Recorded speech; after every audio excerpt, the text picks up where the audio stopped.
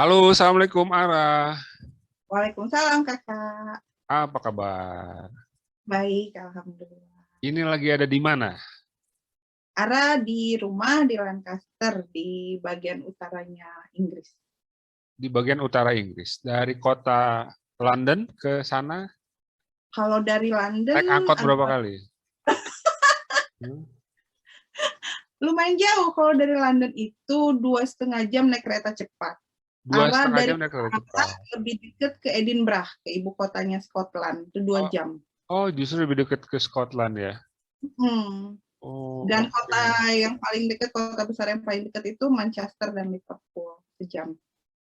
Manchester lebih dekat. Iya. Kalau British itu Manchester ya.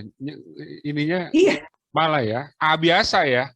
Ya, kita A. Kalau American kan dia bilang Apple. Kalau Ah, kita ah, Apple. Sama Apple gitu. biasa ya. Kayak Superman, Superman. Iya. Duck aja A. duck ya. Bebek itu duck kan ya.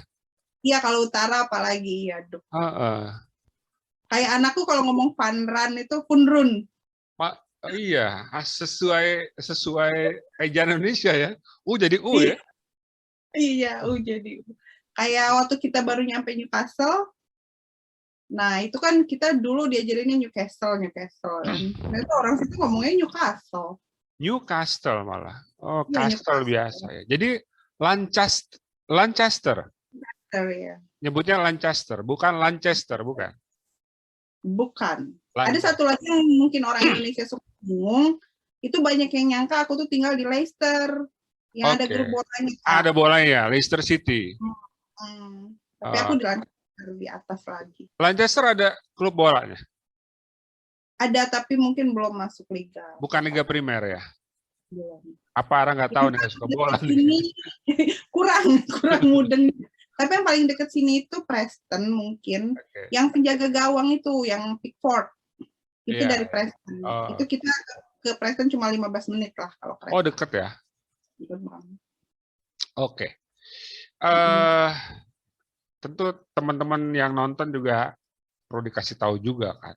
Walaupun kalau saya tahu, tapi kan masa saya yang ceritain. Ara ini kenapa bisa nyangkut di Lancaster? Gimana Ya, ceritanya? kenapa bisa terdampar di sini ya? Ara Kenapa juga bisa bisa. terdapat? Dan Ara ini sudah lama loh. Kenapa nggak pulang-pulang kan? Nah itu deh, Iya. 16 tahun ya 16 jadinya. tahun. Tadi saya ngobrol sama Uri itu hampir 4 tahun ya. Itu pun kayaknya lama ya. Ara ini 4 Hmm, kali lipat dari Uri, 16 tahun. Anjan udah iya. jadi orang sana nih. Gimana ceritanya? Eh, jadi ceritanya mau panjang apa pendek nih? Versi pendek dong. Pendek aja. Jadi Iya. ceritanya dapat beasiswa Ford Foundation waktu 2004. Oke. Nah, kita di training di Jakarta, lalu lanjutin S2 di Belanda. Kita sebenarnya Oke. boleh S1 milih di di Unila ya, Fakultas ya, itu di FISIP. FISIP Sosiologi Unila. Ada Oke. sempat ngajar juga 2 tahun di Unila, Oke. lalu beraktivitas di NGO di Damar. Oke. Jadi terus kita langsung lanjutin S2 itu, Ara milih kebetulan di Belanda di ISS Erasmus University, tuh tinggal di Den Haag. Nah, pas nyampe di Belanda, Itu tahun 2004. 2005, 2005. 2004 itu di Jakarta, training di 2005 Jakarta. mulai di Belanda. 2005 April itu kita di Maastricht, Belanda untuk Ya. ikut program selama 3 bulan. Terus kuliah mulai apa ya September kalau nggak salah, sama sih sama di Indonesia, September itu aku mulai di ISS ngambil gender studies. Nah di Belanda kebetulan ketemu dengan jodoh. Wah, kalau itu emang kebetulan ya. Kalau tadi yang studi Itu ya nggak kebetulan, kebetulan. itu kebetulan banget. Jadi Eh, emang nggak sama sekali nggak diduga gitu. Baru kenal juga dia langsung ngelamar kan. Wes. Jadi iya, jadi ketemu pertama itu 30 April. Terus kita nikah Agustus. Iya, Pulang iya. ke Indonesia waktu itu di GSG. Nah, kebetulan juga suamiku itu kan S3 di Maastricht. Mm-mm. Dia ngambil marketing. Dia Ketika bukan orang Lampung, bukan orang dari Lampung. Bukan, dia dari Padang, terus Padang. kuliahnya di ITB, ngambil Oke. teknik lingkungan. S2-nya di matematik di Oke. Belanda, NT University, terus S3-nya marketing di Maastricht. Nah, ini juga sebenarnya Jadi kenapa yang kita satu dari tertarik Lampung, satu dari Padang, Minang sama ketemu di Padang. Belanda. Iya, Iya, iya, di iya. Maastricht. Iya, iya, iya. Yang barusan kebanjiran kemarin. Oh iya, Hampir, oke, oke. hampir tenggelam kotanya. Iya, iya. Lalu? Iya, sebenarnya rencananya mau pulang. Udah Pak Ikram waktu itu ya kan kajur sosiologi, lalu Arifka itu juga sering banget menghubungin bilang pulang gitu, lanjut ngajar di Unila. Tapi masalahnya saat itu kebetulan juga lagi Kak, menteri saat itu menerapkan peraturan yang namanya jadi dosen tuh harus linier. Oke. Subjek studinya. Nah, S1, karena S2, S3-nya harus linear. berkaitan. Oke. Nah, karena Semuanya, tiga-tiganya harus linear semua. iya, Oke. begitu saat itu ya. Kalau Oke. sekarang kan enggak tuh, udah berubah lagi. Bahkan kayaknya menteri yang sekarang tuh malah bilang merdeka gitu, merdeka untuk Terserah aja. Iya, karena memang orang di sini juga gitu Kak. Jadi itu bagus gitu Jadi sebenarnya. suami itu tidak linear, S1, S2, S3 tidak linear. Iya, jauh banget zigzag kan. Oke. Dari Ya, gitu. aku pernah baca di postingan Ara ya. Curhat Oke. itu. Itu menteri tahun berapa itu? Nanti kan bisa di googling orang. Jadi kan aku tuh selesai 2006, 2007 ya. Suami itu selesai 2008 kalau nggak salah. Oke. Jadi sebenarnya dulu awal-awal itu begitu sama-sama selesai, ada keinginan untuk pulang ke Indonesia. Iya banget. Memang planning kita itu pulang, nggak ada sama sekali. Memang hanya untuk studi di luar. Iya. Jadi dia juga, suami juga pengen selesai S3 kan, habis itu pulang. Aku juga S2, aku pengen pulang juga gitu, lanjut di Unila. Nyata ya ketika peraturan itu datang, ya kami jadi, aku juga kasihan gitu sama suami. Kalau aku ngotot pulang, dia juga nggak bisa meneruskan mimpi dia kan jadi dosen. Kita udah coba hubungi ITB, mereka juga bingung kayak mana gitu, karena zigzag banget, nggak ada sambungannya kan. Jadi akhirnya memutuskan ya menetap dulu. Waktu itu sebenarnya suami udah dapat banyak tawaran dari Belgia, dari Norway, tapi karena aku yang homesick kan, aku bilang di Indonesia aja. Sempat jadi kita 6 bulan di Nottingham University Malaysia. Karena nggak betah juga ternyata, akhirnya ya balik lagi ke Eropa. Terus karena aku nggak bisa bahasa Belanda, aku bilang sama suami kita nyari yang bisa bahasa Inggris aja deh, yang English speaking country. Nah di Eropa kan cuma Inggris tuh Pak.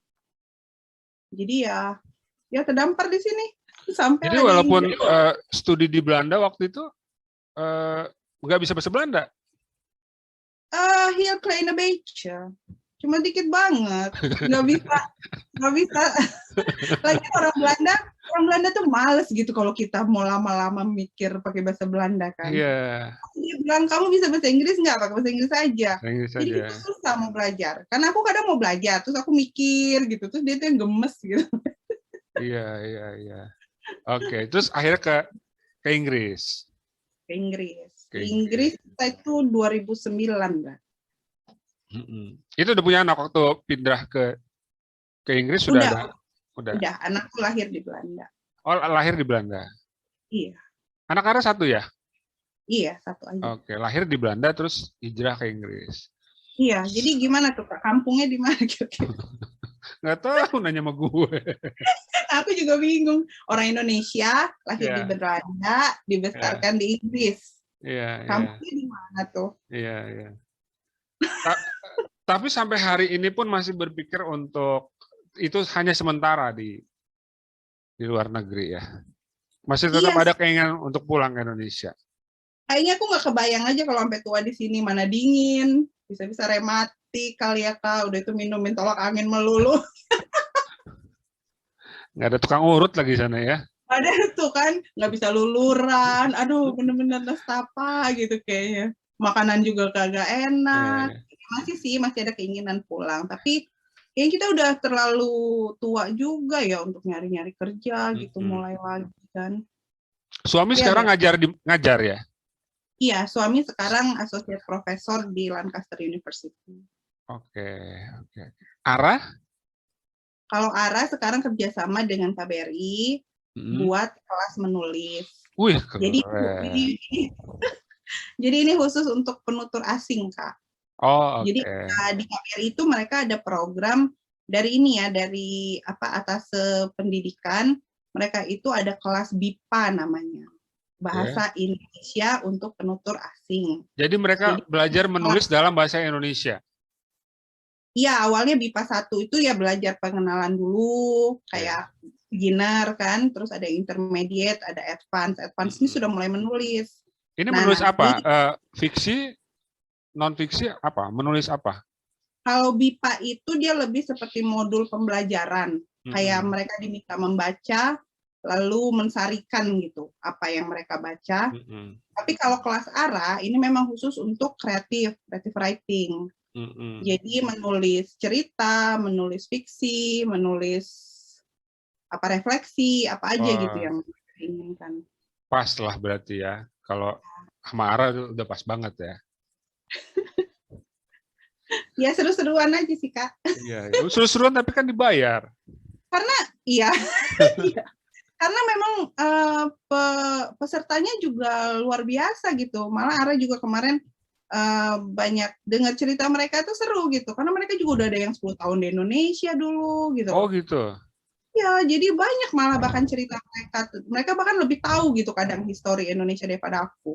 Tapi mereka sudah pada kembali ke Inggris. Iya, iya. Ini khusus untuk yang menetap di Inggris gitu. Oke, berarti offline bertemunya, belajarnya. Online pakai Zoom. Online juga, karena pandemi ini ya, terutama karena pandemi ya. Pandemi juga. Oh, oke. Iya, iya. Terus Ara masih menulis, masih produktif menulis. Ara alhamdulillah baru selesai novel yang keempat, buku yang keempat. Yang pertama judulnya? Jadi buku pertama itu Ara tulis di Belanda. Enggak sih, buku pertama itu bahkan banyak di Lampung, lalu ketika di Belanda, di Malaysia, dan sampai di Inggris. Jadi di 4 negara nulis ya. Nama judulnya Kereta Pagi Menuju Den Haag. Kereta Pagi Menuju Den Haag. Kumcer. Kumpulan cerita. Lalu yang kedua, kumpulan cerpen. Ya. Cerpen, oke. Yang kedua? Yang kedua itu Anomi, novel. Oke. Ini novel tentang reformasi dan tragedi Talangsari. Iya, luar biasa. Lalu yang ketiga itu Seekor Capung Merah, ini juga kumcer. Yang kemarin juga berisi cerpen yang menang Krakatau Award. Dan buku ini juga kebetulan masuk shortlist Katulistiwa Award. Iya, hampir ya, dikit lagi. Sempat berapa besar kemarin? 5 besar. Karena udah kita wiritin terus tuh dari Lampung, biar orang Lampung dapat Katulistiwa kan. Iya, pengen lah. Kita udah berapa kali hampir kan. Tapi Lampung hebat, Kak. Bang Erwin, Ari Pahala kan sempat masuk apa? Kan kemarin Inggit menang. Oh iya, akhirnya Inggit. Iya, itu luar biasa itu. Memang. Jadi pecah telur ya. Hitungkan lah. Iya, Ara udah hampir waktu itu ya. Iya, 5 besar. 5 besar. Iya kan habis 5 besar terus apa? 3 besar ya? Enggak ada dipilih cuma enggak 1. ada kan, dari 5 langsung ketemu pemenangnya ya. Iya, mungkin kekurangan di buku Ara itu mungkin karena ini loh, banyak tema gitu. Jadi mungkin random. Mungkin ya itu benang merahnya kurang. Oke. Gitu. Ya tapi relatif juga ya kan, namanya karya sastra, karya seni kan. Iya. Kadang-kadang soal selera juga kan. Ya benang merahnya ya orang-orang yang terpinggir kan sih biasanya. Kalau tulisan Ara kan begitu. Yang keempat baru selesai. Masih Ara edit sih, judul juga masih nyari. Ini keempat novel. Dan awalnya itu Ara hanya mau buat novela sebenarnya. Tapi kan kayaknya terlalu terburu-buru plotnya kalau untuk jadi novela. Jadi Ara akhirnya. Novela itu apa? Novela itu novel pendek. Oh, novel pendek. Di atas cerpen. Bukan cerpen tapi juga bukan novel. Bukan cerpen, novel. Iya, di atas cerpen. Kumpulan cerita pendek ya, kayak 10 per bab Ya. itu apa per cerita 10 halaman mungkin kan Kak. Nah kalau novela ini kalau di bawah kayak 60.000 kata atau 50.000 kata. Kalau novel penuh itu di sini itu harus 70.000 ke atas kata. Ini tentang Kalau apa? kayak Novel ini yang buku keempat ini, karya keempat. tentang keberbedaan, tentang hilangnya identitas. Mungkin itu. Settingnya masih Indonesia juga atau? Iya, selalu di Lampung. Selalu ya. Nah, bagaimana ini kan menarik sebenarnya. Ara 16 tahun di Eropa ya, lalu menerbitkan banyak sekali karya tulis, cerpen, novel dan sebagainya.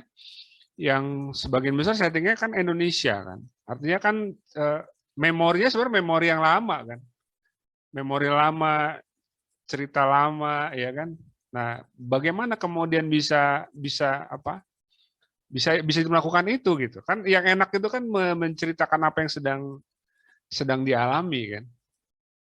Menggali ingatan itu kan luar biasa untuk 4 buku loh, bukan? Bagaimana?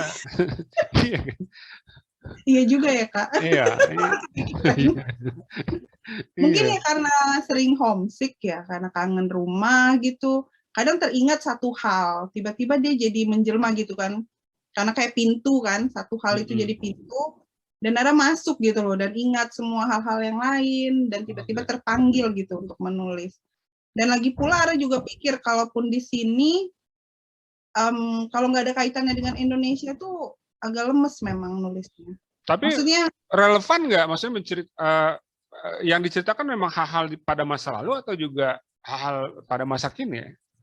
Ya, settingnya kalau Anomi memang 98, 99.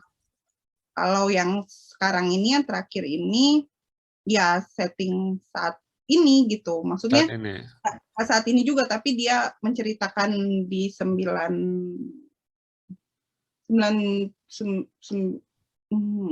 awal reformasi sampai, tapi penceritanya itu dia di Inggris gitu Pak. Dia menceritakan ulang gitu apa yang terjadi. Mungkin ya tetap juga sih reformasi. Referensinya banyak dari pengalaman sendiri atau belanja-belanja kemana tuh? Ini ceritanya sebenarnya aku tuh awal diberitahu itu oleh almarhumah Wijatnika Ika. Jadi Ika baru saja meninggal ya. Iya. 4 hari lalu mungkin ya Kak. Iya, kurang lebih ya. Ya itu aku juga shock banget gitu. I mean muda banget kan, muda sekali. 35 atau 36 umurnya. Iya, penuh semangat. Dia kelahiran 85. Jadi awalnya tahun 2013 kalau nggak salah itu Ika itu nginbox kasih tahu tentang kasus di register 45. Tapi saat itu aku masih dia masih di Walhi ya, kalau nggak salah. Walhi, iya benar Walhi. Dia kasih tahu itu gitu loh. Terus aku waktu itu masih fokus yang Anomi kan, jadi aku belum ke sana. Tapi terus aku ketemu Oki Wahab, juga menceritakan kasus yang sama. Jadi aku mulai menggali di situ Kak, mulai dig in, pengen tahu gitu apa yang terjadi sebenarnya di sana, dan dari situ mulai tercipta novel ini. Karena ketika orang-orang gitu ya settler yang tinggal di tempat ilegal dan mereka nggak punya identitas ya, KTP nggak punya, bahkan yang lahir sekarang tuh akte kelahiran juga nggak ada, dan mereka nggak bisa akses fasilitas negara gitu, semuanya harus dilakukan sendiri, bahkan mereka membuat sekolah sendiri, dan ketika sekolah itu ditutup, anak-anak tuh terancam nggak sekolah ya. Jadi dari situ itu sesuatu yang mengejutkan gitu bagi aku yang juga tinggal di sini, ketika orang nggak punya identitas, nggak punya negara, tapi di dalam negaranya sendiri, itu sangat menarik gitu. Jadi aku mulai dig in, aku mulai melakukan wawancara. Pertama itu dengan Rico Andreas ya, yang memang tinggal menetap di Moro-Moro, lalu ke Oki, data dari Oki, dari Pak Tis, lalu aku menghubungi juga teman-teman lain. Iya, Pak Tisnanta, menghubungi temanku yang misalnya hakim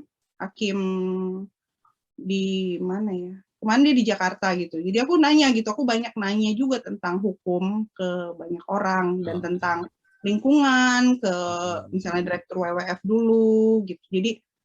Jadi ya ini jadi cerpen ini. Tapi memang cerpen ini tuh kayak aku juga mengeksplor budaya Lampung, mungkin bicara sedikit tentang layang-layang, tentang lada, tentang tumbuh kembang perempuan di budaya patriarki, tentang kekerasan, mungkin seperti itu.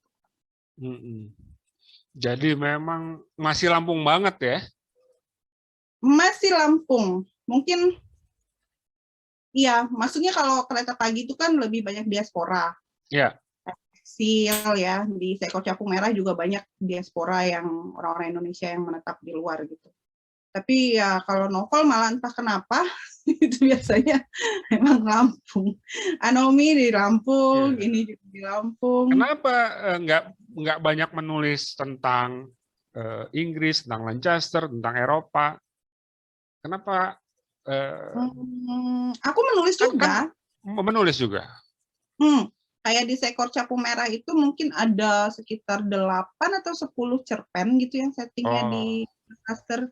Tapi tetap dari Indonesia gitu, maksudnya diaspora gitu Pak. Jadi lebih diasporanya bukan tentang manusianya yang kebetulan manusia Indonesia tetap yang manusia ada Indonesia yang kebetulan berdiaspora di berbagai negara ya.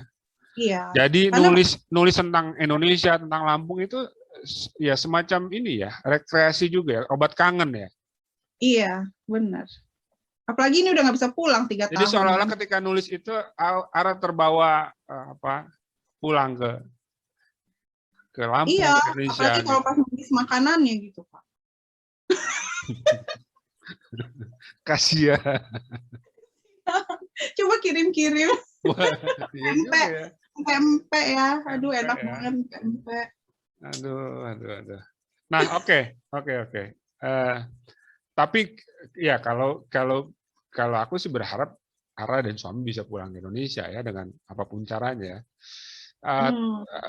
Kalau sekarang peluang itu kan berarti terbuka toh karena kebijakan berganti, menteri berganti kan?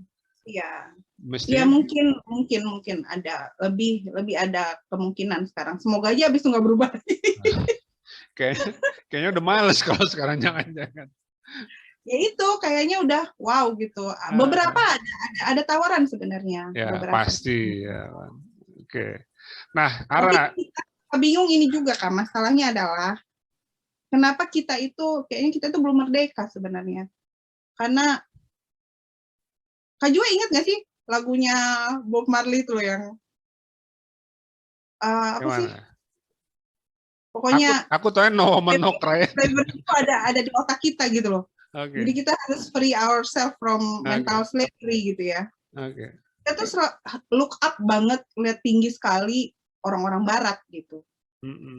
Jadi beberapa kali suami dapat tawaran itu, misalnya mereka menawarkan gaji itu yang setengah atau bahkan lebih kurang lagi yang orang bule misalnya.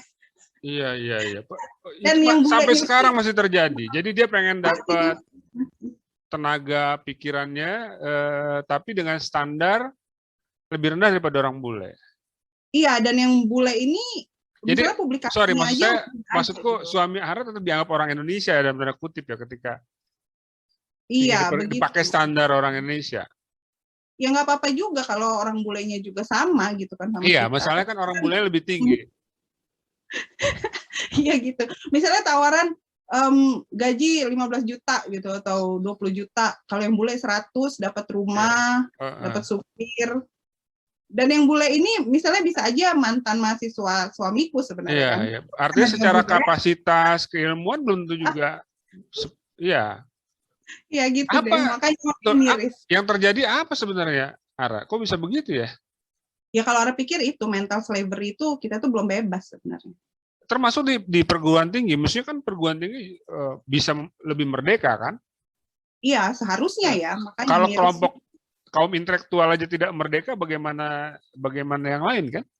Iya gitu Kak. Apalagi gini, misalnya ada yang minta suami gitu, terus suami udah oke untuk bicara misalnya, tapi udah tuh dia batalin karena misalnya dia bilang biar kita kelihatan internasional kita butuh yang bule gitu.